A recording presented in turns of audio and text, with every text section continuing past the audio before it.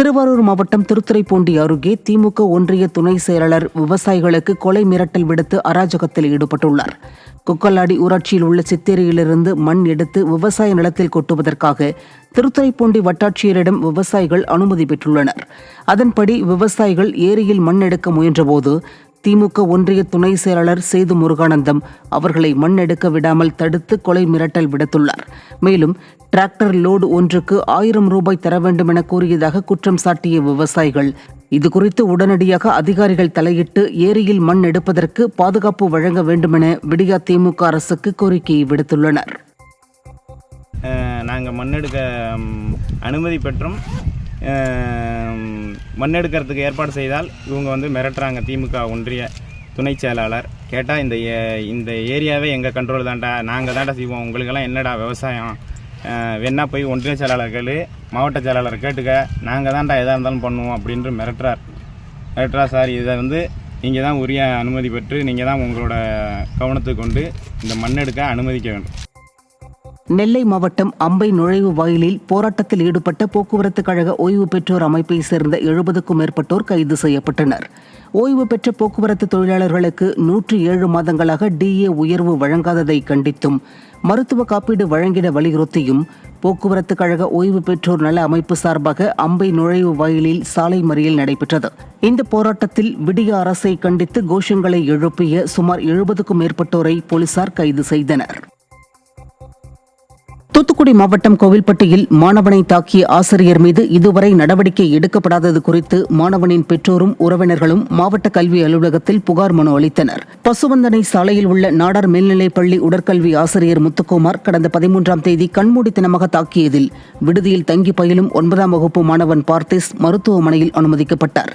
ஆனால் உடற்கல்வி ஆசிரியர் முத்துக்குமார் இதுவரை கைது செய்யப்படாதது குறித்து நடவடிக்கை எடுக்க கோரி டிஎஸ்பி அலுவலகத்திலும் மாவட்ட கல்வி அலுவலகத்திலும் புகார் மனு அளிக்கப்பட்டுள்ளது.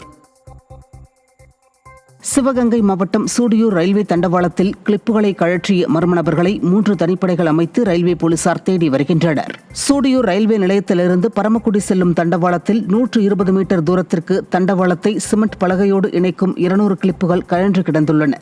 இதுகுறித்து ரயில்வே ஊழியர் அளித்த தகவலின் பேரில் கிளிப்புகளை ரயில்வே ஊழியர்கள் சரி செய்தனர். ஆனால் தகவல் அளித்த ஊழியரிடம் போலீசார் விசாரணை நடத்தியதால் தொழிலாளர்கள் 50க்கும் மேற்பட்டோர் ரயில்வே போலீசாரை கண்டித்து போராட்டம் நடத்தினர். இதனையடுத்து ரயிலை கவிழ்க்க மர்ம நபர்கள் சதி வேலை செய்திருக்கலாம் என்ற சந்தேகத்தின் அடிப்படையில் ரயில்வே போலீசார் 3 தனிப்படைகள் அமைத்து விசாரணை மேற்கொண்டுள்ளனர். திருப்பூர் மாவட்டம் உடுமலையில் டாஸ்மாக் அரசு மதுபான கடையில் அரசு விடுமுறை நாளில் சட்டவிரோதமாக மது விற்கப்பட்டுள்ளது. மிலாடி நபி அரசு விடுமுறை தினத்தில் டாஸ்மாக் மதுபான கடைகளுக்கு விடுமுறை விடப்பட்டது. இந்த நிலையில் உடுமலை மத்திய பேருந்து நிலையம் அருகில் உள்ள அரசு மதுபான கடையில் மதுபானங்கள் 2 மடங்கு விலைக்கு விற்கப்பட்டுள்ளன. இதை அறிந்த மதுப்பிரியர்கள் மதுபானங்களை போட்டி போட்டு வாங்கி சென்றுள்ளனர். சட்டவிரோதமாக மதுபானம் சர்வசாதாரணமாக விற்கப்படுவதை விடிய அரசின் ஏவல் துறையினர் கண்டுகொள்ளவில்லை என மக்கள் குற்றம் சாட்டியுள்ளனர். செங்கல்பட்டு மாவட்டம் மதுராந்தகம் தேசிய நெடுஞ்சாலையில் ஒரே நேரத்தில் 2 வெவ்வேறு இடங்களில் ஏற்பட்ட விபத்துகளால் சுமார் 3 கிலோமீட்டர் தூரத்திற்கு போக்குவரத்து நெரிசல் ஏற்பட்டது. அரசு பேருந்து பணிமனை அருகே முன்னால் சென்ற வேனின் மீது பின்னால் வந்த லாரி மோதியதில் 10க்கும் மேற்பட்ட பெண்கள் லேசான காயங்களுடன் உயிர் தப்பினர். அதேபோல் சிலாவட்டம் தேசிய நெடுஞ்சாலையில் முன்னால் சென்ற லாரியின் பின்புறம் கார் மோதிய விபத்தில் காரில் பயணம் செய்த நபர் படுகாயமடைந்தார். இந்த 2 விபத்துகளால் சுமார் 3 கிலோமீட்டர் தூரத்திற்கு அணிவகுத்து நின்ற வாகனங்களால் போக்குவரத்து பாதிப்பு ஏற்பட்டது. கரூர் மாவட்டம் மகிழிப்பட்டியில் அரசு பேருந்து நேரம் மாற்றி அமைக்கப்படும் என வந்த தகவலால் ஆவேசமடைந்த பள்ளி மாணவர்கள் மற்றும் பெற்றோர்கள் பேருந்தை மறைத்து மறியலில் ஈடுபட்டனர்.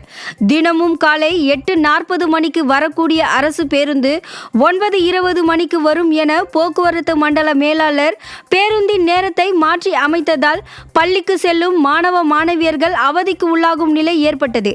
விடியா திமுக அரசின் போக்குவரத்து துறை அதிகாரிகள் அரசு பள்ளி மாணவர்களுக்கு எதிராக செயல்படுவதாக குற்றச்சாட்டு எழுந்துள்ளது.